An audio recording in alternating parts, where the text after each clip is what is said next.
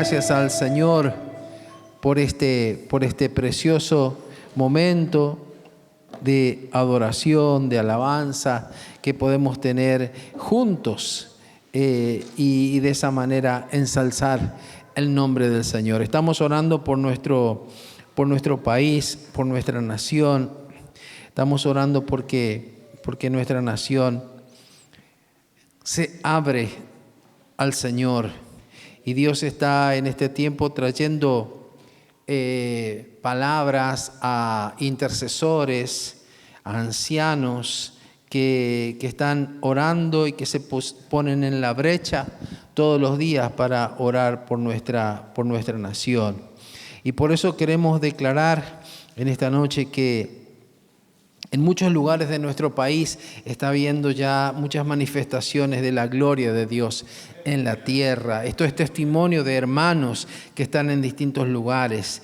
Y vienen tiempos donde los hijos que están apartados de Dios van a volver al Padre.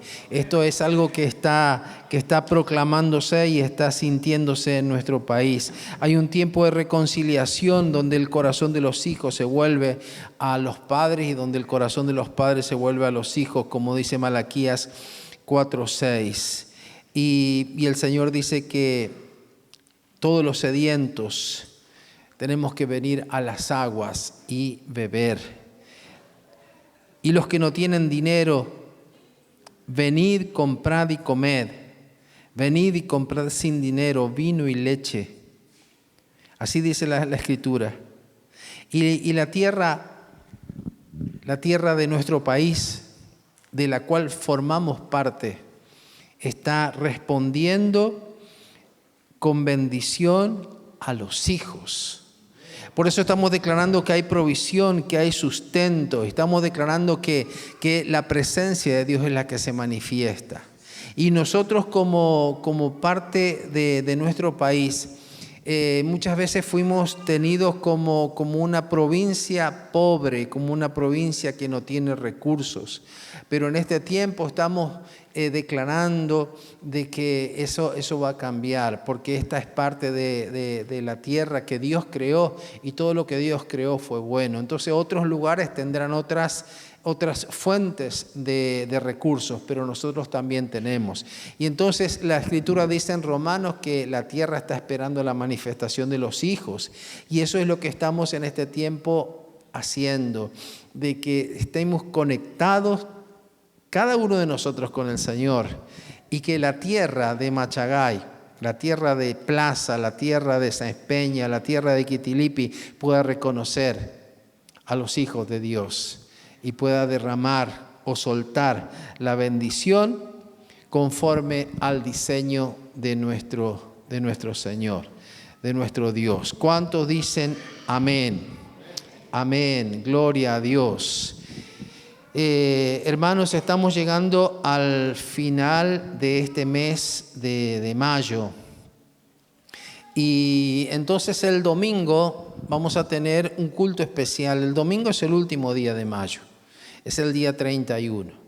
Pero vamos a anticiparnos en un culto de acción de gracias al Señor, porque el día 2 de junio vamos a cumplir 19 años de haber comenzado la obra, la tarea que Dios nos encomendó en este lugar.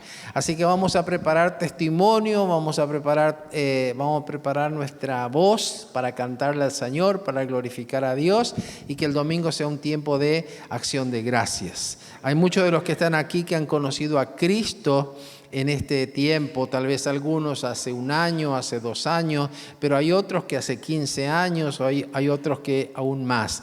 Entonces vamos a glorificar a Dios por eso. Vamos a dar gracias a Dios por estos 19 años que el Señor nos ha permitido sembrar la semilla y también dar fruto para nuestro Dios. Así que no se olvide. Véngase con un hermano, con un amigo, con alguien que necesita estar en la presencia del Señor. Y va a haber testimonios también de lo que Dios hizo, de sanidad, porque nuestro Dios sigue obrando. ¿Cuántos dicen amén? Nuestro Dios es grande, Él es maravilloso. Gloria a nuestro Señor. Vamos a continuar esta noche nuestro estudio acerca de las finanzas, acerca de la planificación y de la economía, porque creemos de que necesitamos aprender. La Biblia dice que el pueblo perece por causa de conocimiento. Y el conocimiento no es solamente el conocimiento intelectual, sino ese conocimiento que uno adquiere pero que es capaz de ponerlo por obra. Porque aún la palabra dice que hay personas que son oidores, pero olvidadizos. Escuchan, dicen qué lindo que es, pero después no lo ponen por práctica, no lo ponen por obra. Y al poco tiempo se olvidan de la palabra. Y por eso necesitamos nosotros hacer lo que Jesús dijo: oír, recibir y hacer. Oír la palabra, tomarlo como una convicción en el corazón y luego ponerla por obra. En todas las áreas de la vida tenemos que aplicar esto. No podemos solamente hacer una parte, sino que tenemos que hacer completo para que eso sea de mucha bendición. La vez anterior habíamos hablado acerca del peligro de las deudas. Hablamos bastante profundo de esto. Y hoy vamos a hablar acerca de cómo podemos salir de las deudas. Y es importantísimo que podamos nosotros liberarnos de esa carga, que a veces es una verdadera opresión. Y entonces vamos a mirar en las Escrituras y vamos a ver algunos principios que nos van a ayudar a poder salir de las deudas. Porque déjame decirte, mi hermano, que salir de las deudas no es una cuestión de suerte. Escucharon algunos que dicen a otros: qué suerte que tenés vos que saliste de la deuda. Hermano, no es cuestión de suerte. Nosotros ya en Dios no creemos en la suerte, no creemos en el azar, que a uno le tocó y a otro no le tocó, sino que todas las cosas tienen un propósito, un sentido. Y a veces también espiritualizamos mucho y decimos: hay que orar, hay que orar.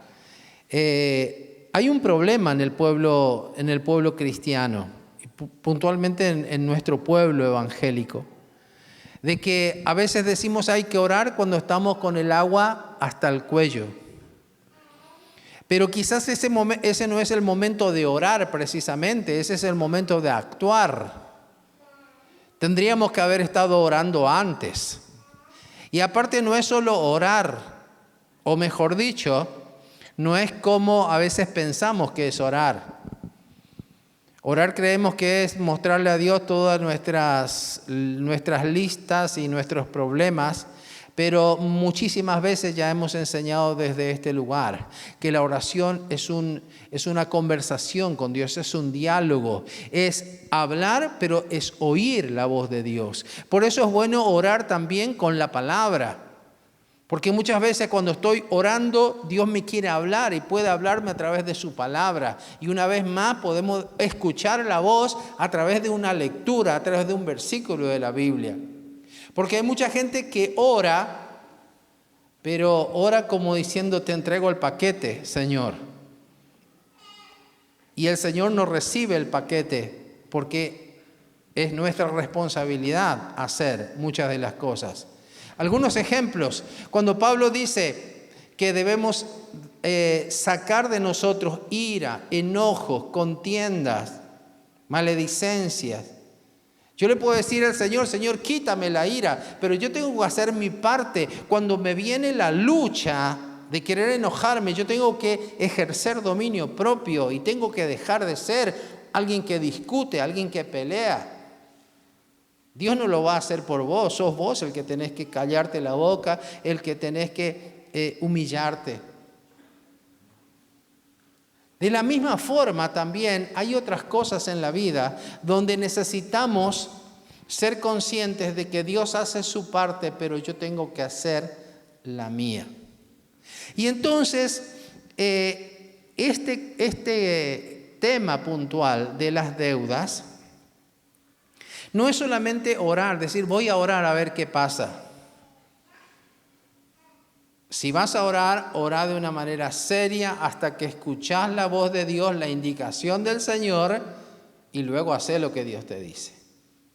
Porque salir de las deudas requiere orden, requiere decisiones que a veces son decisiones incómodas y requiere constancia. Pero la buena noticia es que si aplicamos los principios bíblicos con disciplina vamos a salir de las deudas. ¿Cuántos dicen amén? Porque esta noche hay muchos de acá que están endeudados. Y no estoy usando el don de ciencia ni nada. Simplemente sé que hay muchos que están endeudados. En la Biblia hay personas que salieron de las deudas a través de la intervención del Señor. Y yo, para ser bien honesto y ser fiel a la palabra, yo te voy a mencionar algunas formas que veo en la palabra a través de las cuales las personas salieron. Y luego que te doy esta introducción, ahí te voy a dar algunos puntos en particular. Hay personas que salieron de la deuda de una manera milagrosa. Hay otros que salieron de la deuda porque pagaron mediante su trabajo lo que debían. Hay otros que fueron libres de la deuda porque recibieron un perdón. Y yo quiero decirte que esto es algo tan especial y tan bíblico que vos ni yo no tendríamos acceso ni un cachito a la salvación si no fuera porque alguien pagó nuestra deuda. Porque nuestra deuda no era económica, no era de billete, no era de plata. Nuestra deuda era literalmente de muerte. La paga del pecado es muerte. Pero hubo uno, que fue Jesús, que se subió a esa cruz voluntariamente como un cordero y él dijo, yo pago la deuda de Juan, de Pedro, de María, de Sara, tu nombre, él pagó tu deuda. Entonces ahora yo puedo decir, Señor, perdóname, y él ya pagó, así que yo recibo el perdón y soy libre. O sea que en la Biblia nosotros vemos la generosidad de Dios, la misericordia de Dios. El Salmo 103 dice que Dios no nos trata como debería tratarnos, sino que nos trata con misericordia. O sea, todos los días vemos la misericordia de Dios. Así que no dudamos de que Dios quiere nuestro bien. Pero al margen de eso, yo quiero decirte que hay casos y casos. Y a veces nosotros llevamos lo que es espiritual, el perdón de nuestros pecados, y pensamos que Dios también nos va a perdonar la deuda que tengo con el kiosquero. Y resulta que eso no sucede. Primer ejemplo en la Biblia. Segunda de Reyes 4, del 1 al 7, que no lo voy a leer porque me va a llevar más tiempo, no lo quiero cansar. Pero ¿cuál es la situación? La situación es la de una mujer que queda viuda. Ella era esposa de un profeta, algunos dicen que era un estudiante dentro de la escuela de profetas de Eliseo. Y la mujer va donde el profeta Eliseo y le dice, profeta, ayúdeme. Porque resulta que murió mi esposo y me dejó toda la deuda. La deuda no se murió con mi esposo, él me dejó la deuda. Y ahora están viniendo los acreedores, aquellos a quien mi esposo le debía, y me piden que les pague. Y yo no tengo para pagar. Entonces me dijeron que si yo no les pago van a llevar a mis hijos para de esa manera cobrarse la deuda. Eliseo, ¿qué le dijo? Más allá de ciertas palabras, Eliseo le dijo, mujer, ¿qué tienes en casa? Le preguntó. No le dijo, andate tranquila, voy a orar por vos, que Dios te va a pagar la deuda. No le dijo eso. Le dijo, mujer, ¿qué tienes en la casa? Y ella le dijo, nada. Después dijo, bueno, sí, tengo un poquito de aceite. Y Eliseo le dijo, bueno, ve, pide prestado muchas vasijas a tus vecinos, o sea, pide un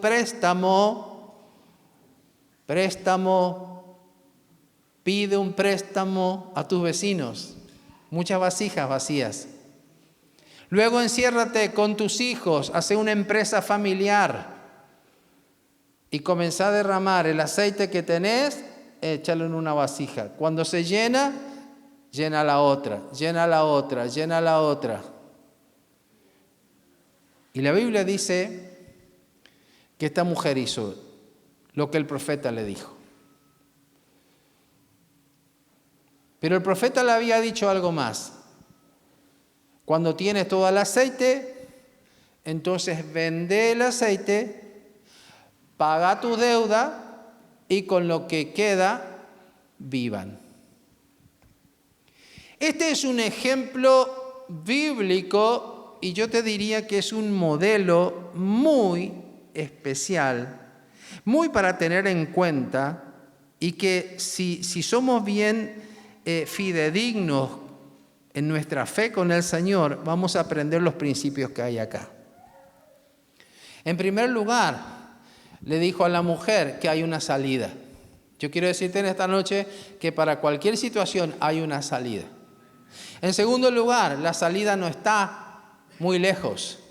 No está allá en el gobierno, en el banco, precisamente, o en alguien que te pueda dar, sino que siempre cuando vos tenés al Señor, la salida está adentro tuyo y adentro de tu casa. Está ahí, en lo que Dios ya te dio, en lo que Dios ya puso, en ese capital, en esa capacidad, en ese talento, en esa habilidad, ahí está. No necesitas salir a buscar, sino que necesitas descubrir lo que tenés. En tercer lugar, nosotros podemos entender lo que te dije la vez pasada, de que los préstamos pueden llegar a servir cuando un préstamo es para inversión. En este caso, el préstamo que ella necesitó pedir no fue dinero, sino que fueron vasijas. Pero si lo estiramos un poquito, aún podemos llegar a entender de que a veces podemos pedir un préstamo, como te decía el otro día, para comprar máquinas, por ejemplo, y después con eso producir para vender, y luego con lo que vendes, pagar tu crédito, y después cuando terminas el crédito te quedas con las máquinas y te quedas con el emprendimiento. En cuarto lugar, la familia ya es una empresa, porque ahí están todos unidos con un mismo propósito. Ella hizo partícipe a sus hijos. A aquellos que estaban en riesgo los hizo partícipe del problema, pero también de la solución del problema. Y el profeta nunca le dijo, no pague porque que se creen los que... No. Dios nunca te va a decir, no pagues una deuda. Dios siempre va a proveer para que pagues. Amén. En este caso fue a través del trabajo, a través de un modelo que en otros encuentros quizás lo hablemos un poco más. Es un modelo que se llama emprendimiento, de donde viene la palabra empresa. ¿Y sabe a quién Dios le dijo ese modelo también? A Josué. Le dijo, Josué, yo estaré contigo en todo lo que emprendas. El segundo ejemplo que te doy en la Biblia fue el caso del siervo de la parábola de los dos deudores en Mateo 18, donde este hombre tenía una deuda exorbitante, demasiado grande. Le debía 10.000 talentos al rey. No tenía cómo pagar, entonces al verse en ruina, él suplicó. Él le dijo, dame un poco de paciencia, yo te voy a pagar. Y el rey le tuvo compasión y le perdonó la deuda por completo. Este ejemplo encaja justo en lo que Dios hizo con nosotros en cuanto a nuestros pecados. Nuestra deuda con Dios en cuanto a nuestros pecados es impagable. Ni siquiera dando la vida, ni siquiera dice que si otra persona muere por vos, no se puede. Porque hubo uno solo que podía morir y que era sin mancha y sin arruga y que era Jesús. Entonces este versículo, que siempre se lo aplica para la deuda del pecado, es la mejor forma desde mi punto de vista de aplicarlo. Pero si a alguien acaso le resulta que le pida a Dios y si tiene una deuda exorbitante alguien te perdona, tómalo como una bendición de Dios. Pero te estoy advirtiendo que yo no me jugaría mucho por esa desde el punto de vista material, teniendo el modelo primero que acabo de relatarte, que es el emprendimiento. Y otro ejemplo que te voy a dar, pero que no tiene que ver exactamente, o sea, este es como un ejemplo al revés. Es el caso de Zaqueo. Zaqueo era un cobrador de impuestos, por lo tanto él se había enriquecido a costa de ese trabajo que era detestado por los israelitas porque él cobraba impuestos para Roma. Pero él se avivaba, porque si él tenía que cobrar 1.000, él cobraba 2.000, 3.000 a una persona, entonces la diferencia se lo iba quedando. Y de esa manera él robaba a la gente. Pero un día se conoce con el Señor en el famoso árbol donde él se encuentra con Jesús. Jesús va a la casa. Ese día el Señor dijo, hoy ha llegado la salvación a esta casa. Pero cuando lo dijo, cuando Zaqueo, que tenía mucha plata, él se sentía deudor de la gente. ¿Por qué? Porque él había robado mucho. Entonces él dijo algo. Yo voy a dar gran parte de mi capital, voy a dar para poder ayudar a la gente, pero a aquel a quien le robé yo le voy a devolver 4 veces. Y dice la Biblia que eso fue algo que impactó el corazón del Señor. Entonces este hombre saldó su deuda, en este caso no económica, sino una deuda moral con las demás personas. Esos son los casos que yo veo en las Escrituras. Y luego hay un pasaje muy llamativo que lamentablemente tampoco no tengo el tiempo para leer, pero se lo dejo. Es Romanos capítulo 13, desde el versículo 1 en adelante, donde habla que los gobernantes están puestos por Dios y que nosotros tenemos que sujetarnos a los gobernantes. Y ahí dice que tenemos que pagar impuestos, que debemos pagar aranceles, porque las personas que nos cobran están justamente puestas y tienen que recibir la paga. El apóstol Pablo está hablando de estas cosas. Y en un momento él dice que nosotros no debemos estar endeudados, sino que tenemos que pagar las deudas. Fíjese después, ese texto es algo muy, muy esclarecedor. Y por último, en esta introducción, hay algo que Dios había puesto como un diseño para que no haya pobres, para que no haya desigualdades en Israel, y que está relatado en el libro de Deuteronomio capítulo 15, donde él le daba a la gente un sistema que era de que tenían que trabajar 6 años, pero al cabo del 7º año, todo aquel que había prestado tenía que perdonarle la deuda al que había prestado.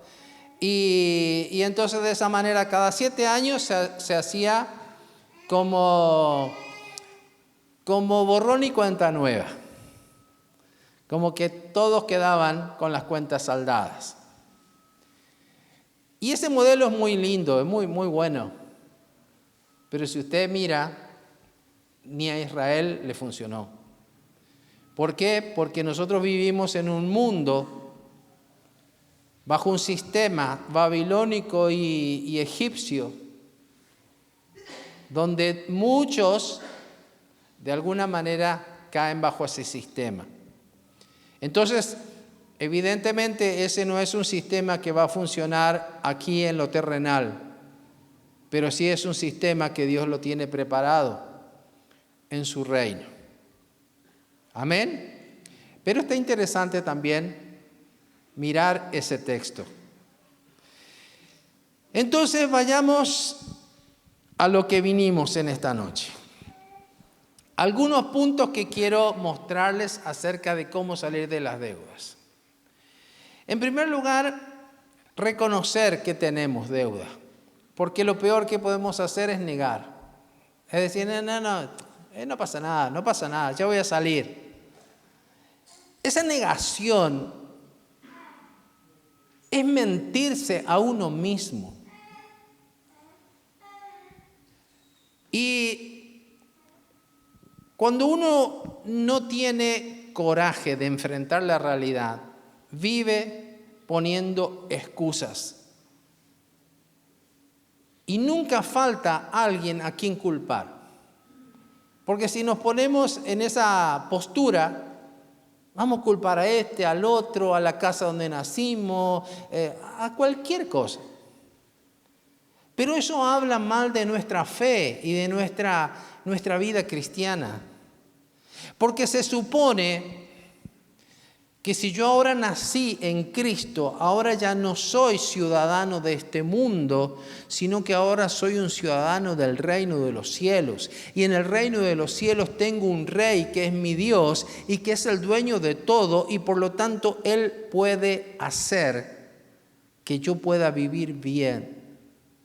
Pero si yo digo soy un hijo de Dios, pero después estoy atado a las leyes de este mundo, y entonces tengo los pies en este mundo, no tengo mi vida en Dios. Entonces lo primero que necesito hacer es enfrentar esa realidad sin excusa. En Proverbios 27:23 dice que el diligente conoce el estado de sus rebaños, o sea, sabe cómo están sus ovejas o sabe cómo están sus vacas. Y usted me dirá, pastor, no tengo ni oveja ni vaca. Lo que estoy diciendo es una forma figurativa. Al menos vas a tener a lo mejor una heladera donde abrir y decir, bueno, tengo, no sé,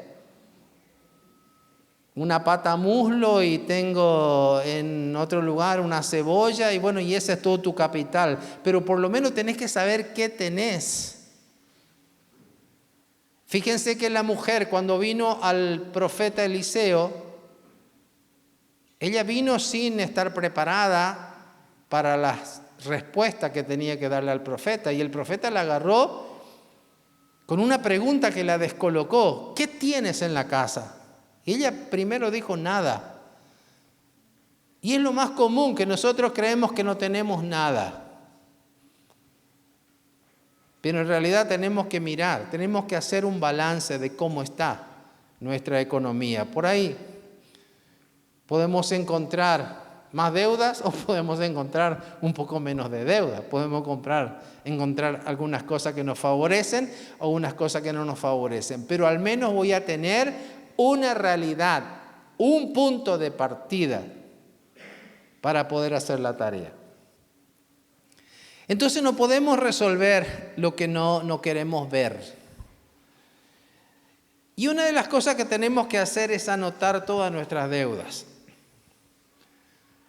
¿Cuánto debes en la tarjeta tuya? ¿Cuánto debes en la tarjeta Visa? ¿Cuánto debes en la tarjeta Mastercard? ¿Cuánto debes en la otra tarjeta que tenés?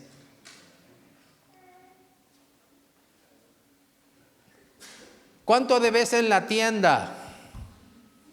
Agarrá un cuaderno y anotá. ¿Cuánto le debes al kiosco de tu barrio? ¿Cuánto es el préstamo que le pediste un día a un hermano o un amigo? Y que entre chiste y chiste le dijiste, anotá en la barra de hielo.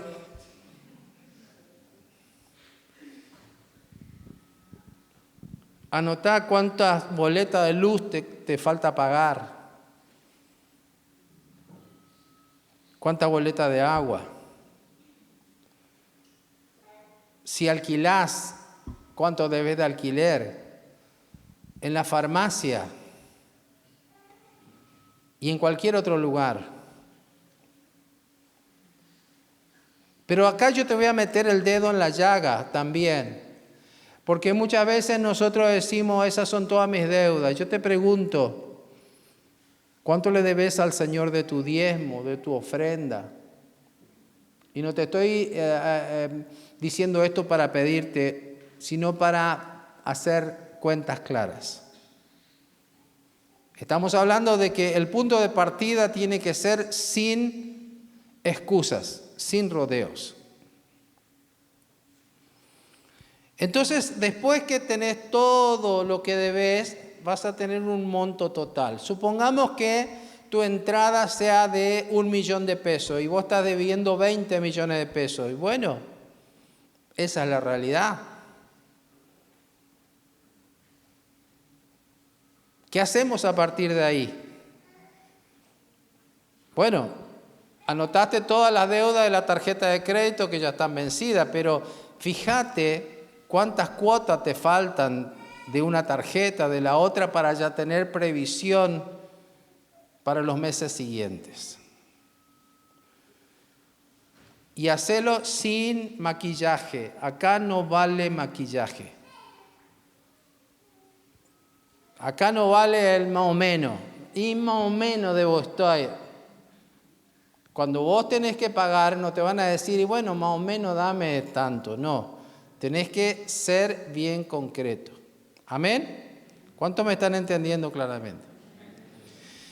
En segundo lugar, una vez que tenés eso, que supongo que lo vas a hacer sentado para no caerte de espalda y todas esas cosas, respirá, tomate unos mates.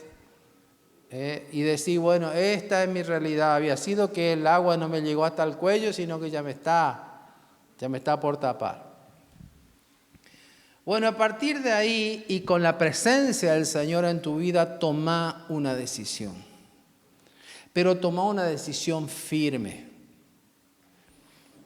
Proverbios 6, versículo 4 dice, no postergues el asunto. Mirarle a tu hermano y decirle, no postergues el asunto. Acordate de la palabra procrastinación que vimos el otro día. ¿Qué significa patear la pelota? Patear la pelota. Tiro la pelota para adelante. No postergues el asunto, hazlo enseguida. No descanses hasta haberlo realizado. Sálvate como una gacela que escapa del cazador, como un pájaro que huye de la red. Eso es lo que dice la palabra de Dios. No podemos decir, ando viendo qué voy a hacer. Olvídate de esas frases. Esto es una urgencia total.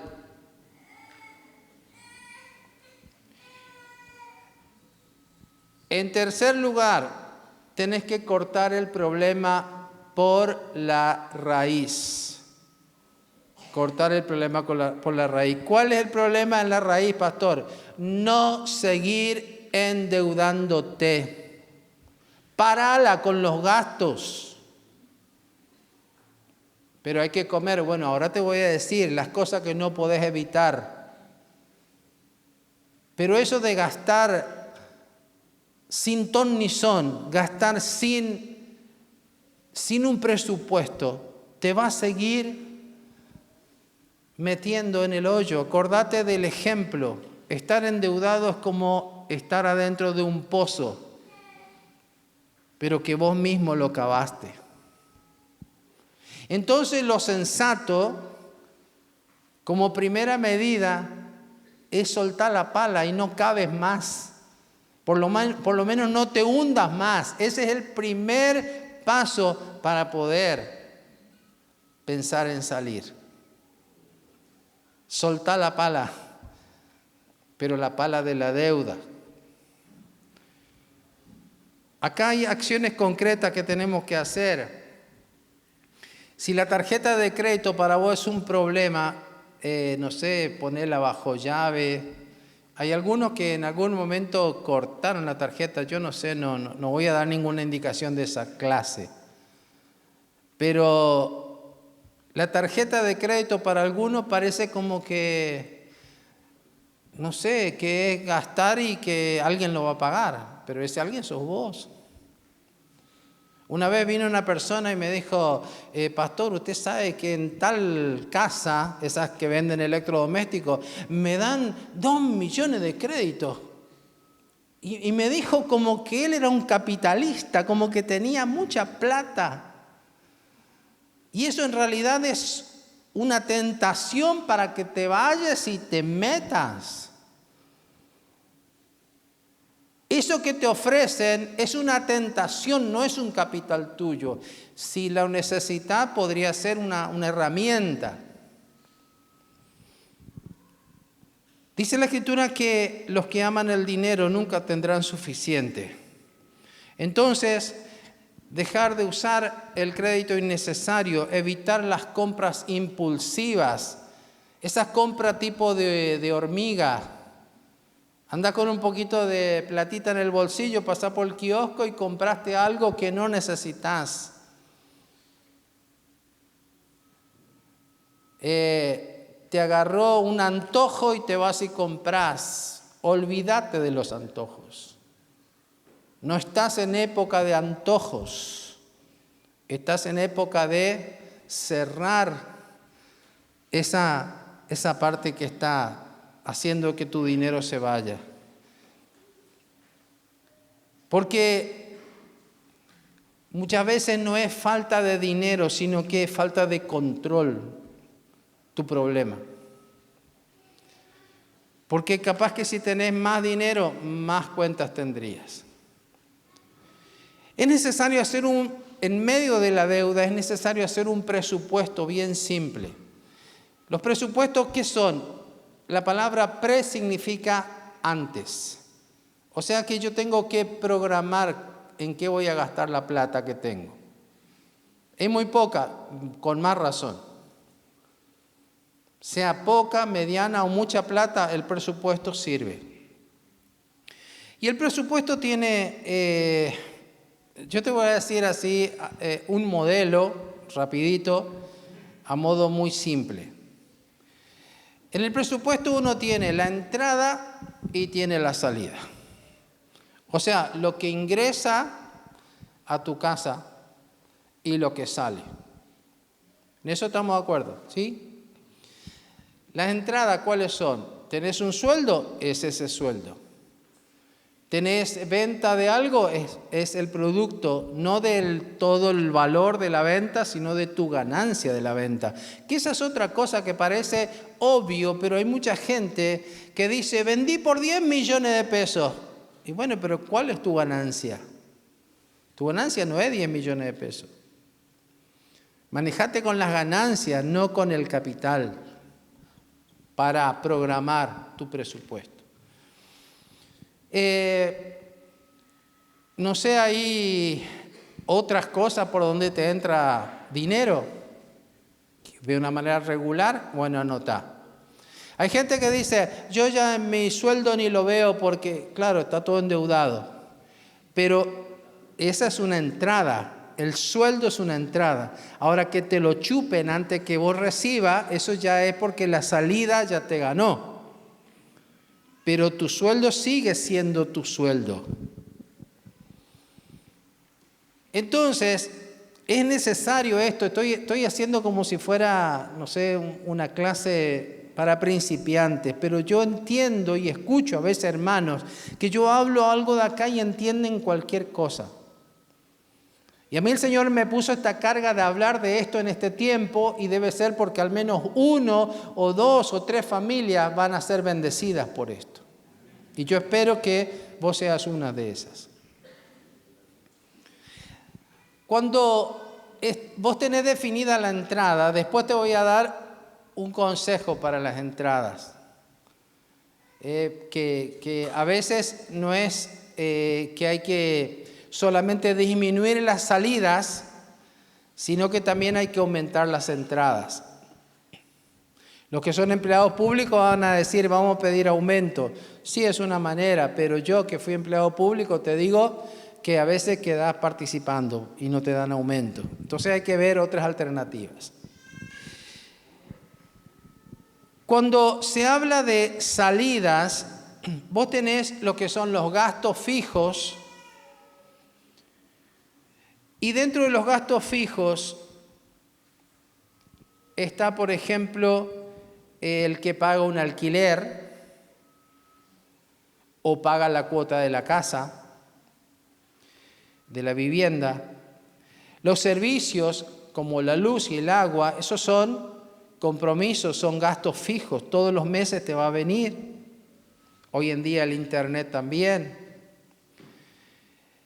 Pero muchas veces nosotros de ahí sacamos el tema del diezmo, la ofrenda. Y yo hoy quiero decirte que cuando vos pongas gastos fijos también tenés que poner diezmo y ofrenda si sos una persona de fe. ¿Por qué? Porque si vos no lo presupuestás, entonces si te queda bien lo haces, si no te queda bien no lo haces. Y eso no es serio con Dios. Hoy yo te estoy enseñando principios. Otras cosas dentro de los gastos fijos son los gastos de alimentos, de limpieza, de higiene. Es decir, ¿qué vas a cocinar? A veces para poder achicar un poco los gastos en la cocina, es necesario hacer un menú para la semana. Y no estar todo el tiempo improvisando, porque cuando improvisamos, gastamos más. Yo con lo que tengo en la alacena hago lo que sea. Bueno, está bien. Pero normalmente la gente lo que hace es, che, ¿qué vamos a comer? Y ahí recién se va y compra. Compra en el kiosco en lugar de en el supermercado y ahí ya gastó más porque compró más caro. Entonces hacer un presupuesto o hacer un menú de qué van a comer en la semana y manejarse con eso. Hay alimentos hoy en día que a lo mejor no va a ser todo lo que querés comer, pero que salen más económicos que otros. Y en este tiempo es bueno usar esas cosas más económicas para poder llegar a un día donde puedas comer mejor.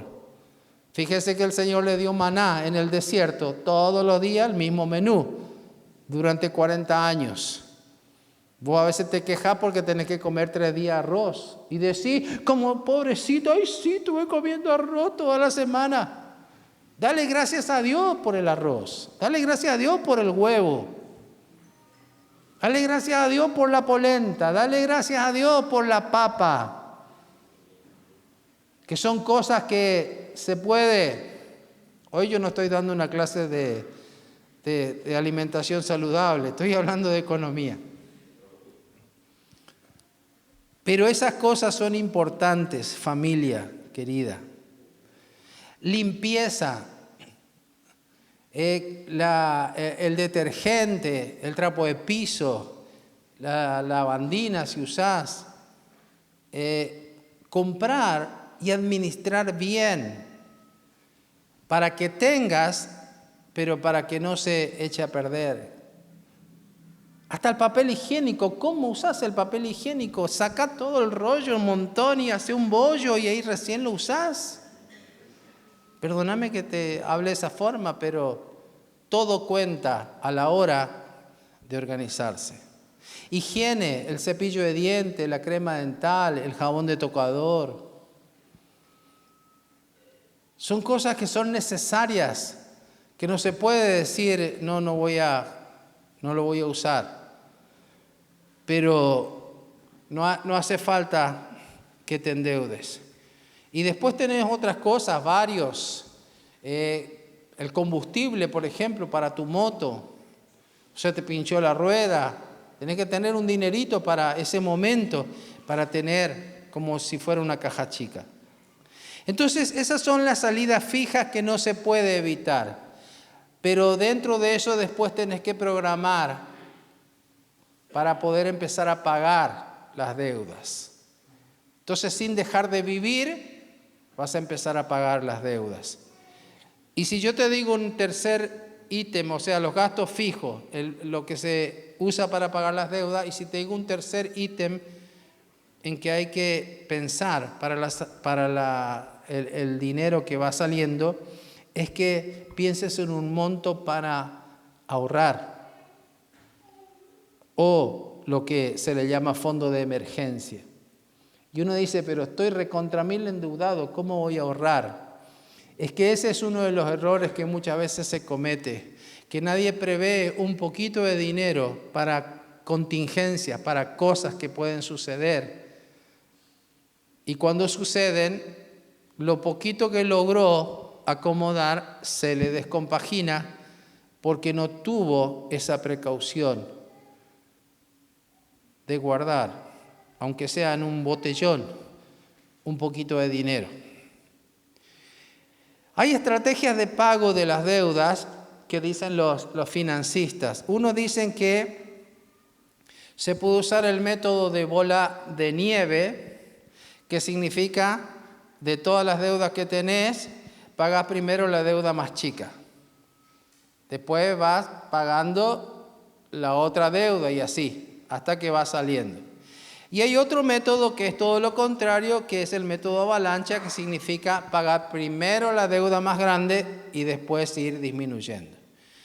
Cualquiera de los dos métodos ayuda. O sea, no es poner un poquito en cada cosa, sino ir saliendo de una, ir saliendo de otra, ir saliendo de otra. Pero no le voy a dar tanto de eso porque ya entra en el ámbito del aprendizaje financiero. Pero quiero avisarte que están esos métodos. Es necesario durante el tiempo que uno va a pagar las deudas de que uno se ajuste en el estilo de vida. Y esto duele, pero esto hay que hacerlo. Lo que hoy te decía, si estabas acostumbrado a comer carne de vaca todos los días y hoy tenés que comer una vez cada 15 días, no te amargues, porque lo estás haciendo con una finalidad y que es salir de las deudas. Y cuando mirás un reel y otro está haciendo un asado, pasa de largo ese reel para que no te ilusiones. Ya va a llegar el día que vas a poder hacer tu asado de nuevo. Porque a veces uno se amarga por lo que el otro hace y vos no lo podés hacer. Pero como vos ahora estás focalizado en algo que es salir de las deudas, no te tenés que amargar. Por lo tanto, no busques, no mires, no pienses en cosas que te pueden amargar. Pero es importante ser honesto con uno mismo. Si vos estás viviendo en un nivel que todavía no te da para mantener, bajá. No hay problema. Nadie se va a enojar por eso y vos vas a poder ganar mucho. El otro día te decía de que a veces, aparte de bajar los gastos innecesarios, a veces tenemos cosas que podemos vender y usar para pagar una deuda. Eso no está mal. Hay que simplificar las cosas. Y por supuesto que las diversiones, pagar fiestas, por más que sean cosas, no, pero es el cumpleañito no importa. No es el momento. No es el momento de hacer fiesta. Hace un rato te hablaba de que no solamente tenemos que evitar que salga el dinero para cualquier cosa, sino que a veces también podemos hacer de que los ingresos aumenten. ¿Y de qué manera? Generando ingresos extras a través de habilidades, de cosas que uno puede hacer. Conseguir un trabajo adicional, hacer, cosas que se te ocurran y que la gente puede comprar. Muchas personas comparten a veces publicaciones de emprendimiento que otros hacen, pero a veces no se inspiran para poder hacerlo. Por ejemplo, con el tema de los alimentos, yo sé que el que se mete en ese rubro a veces se cansa, pero hay cosas que se pueden hacer, las cosas envasadas, hacer esos frascos que venden, y hacer cosas que si vos te vas a un comercio te venden muy caro y a lo mejor vos podés producir más económico, bien hecho, y lo podés vender. Pero sostenerlo en el tiempo. Usar las habilidades que ya tenés. Esto es lo que se llama diversificar tus ingresos. Es lo que se hace en el campo, aún los productores. Si siembran solamente algodón, como sembraban antes, un año le va mal el algodón y se quedan sin nada. Entonces, siembran algodón, siembran maíz, siembran distintas cosas. Entonces, si funciona todo, viene muy bien. Y si funciona una cosa y la otra no, pasan el año también en victoria. Una cosa clave en todo esto de salir de las deudas es mantener a Dios en el centro de tu vida. Porque el Señor dice que debemos honrarlo, y a veces cuando estamos agobiados por las deudas, al primero que lo dejamos de honrar es al Señor. Entonces, mantener esa línea, el corazón centrado en el Señor, ayuda muchísimo. Dios trabaja con gente ordenada y no con gente descontrolada. Y lo último que quiero decirte es que una vez que comenzás un plan para salir de las deudas, ese plan te puede llevar bastante tiempo, pero la clave es perseverar. No entusiasmarse una semana, un mes y después tirarlo todo por la borda, sino que hay que comenzar hasta terminar. Porque muchas veces vas a querer rendirte, vas a querer cansarte, pero la palabra dice que no nos cansemos, sino que debemos avanzar, porque a su tiempo vamos a cosechar aquello que viene después del esfuerzo. Entonces, mis hermanos queridos, Dios quiere que salgamos de las deudas. Dios quiere que salgamos de las deudas. Si en esta noche te ha quedado algunas de estas cosas claras, yo quiero que lo tomes para tu vida y la empieces a aplicar. Pero es importantísimo. La salida está adentro tuyo. La salida está en lo que Dios ya te dio. Las condiciones de afuera pueden mejorar o pueden empeorar, pero la clave acá es tu relación con Dios y cómo usas esos principios para poder salir adelante. Vamos a ponernos de pie.